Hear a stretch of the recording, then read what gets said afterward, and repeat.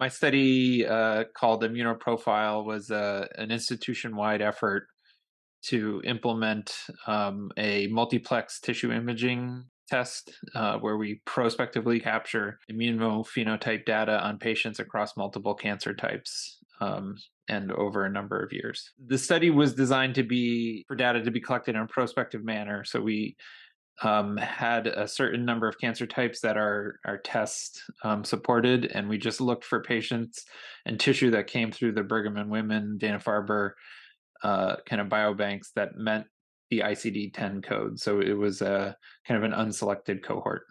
So the two aims of the study, one was almost more logistical, is to demonstrate our ability to do this kind of multiplex tissue imaging at scale, so at an institutional scale. And so we were able to run this test, capturing data for 20 to 25 patients a week over 2 years, actually.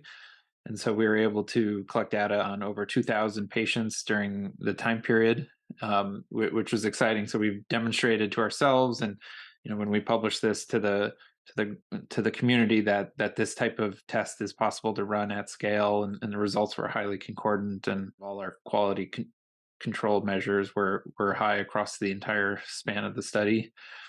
And then on the biological side, we've been able to identify that some of the biomarkers that we've been measuring, such as CD8 positive T cells and PD1 positive cells, are associated with increased overall survival in a pan-can context. So across different cancer types, across different treatments for the patients, and so increased level of CD8 and PD1 cell density is associated with higher overall survival.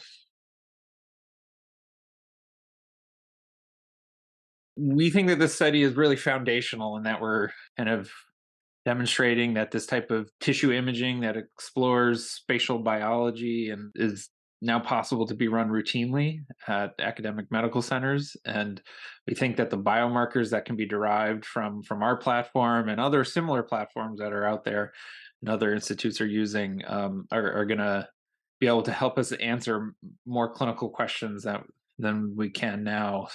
Kind of current generation tissue biomarkers are things like PD-L1 positivity. So there's this, tumor proportion score is often used as a biomarker for response for if you're going to respond for giving an immune checkpoint blockade. And it works, but it doesn't work great in lots of patients. And there's just a lot more information you can get by exploring more sophisticated tissue biomarkers. And I think this ImmunoPROFILE study and the platform we've created demonstrates that we can identify and have a platform that can be used for exploring these tissue biomarkers at scale.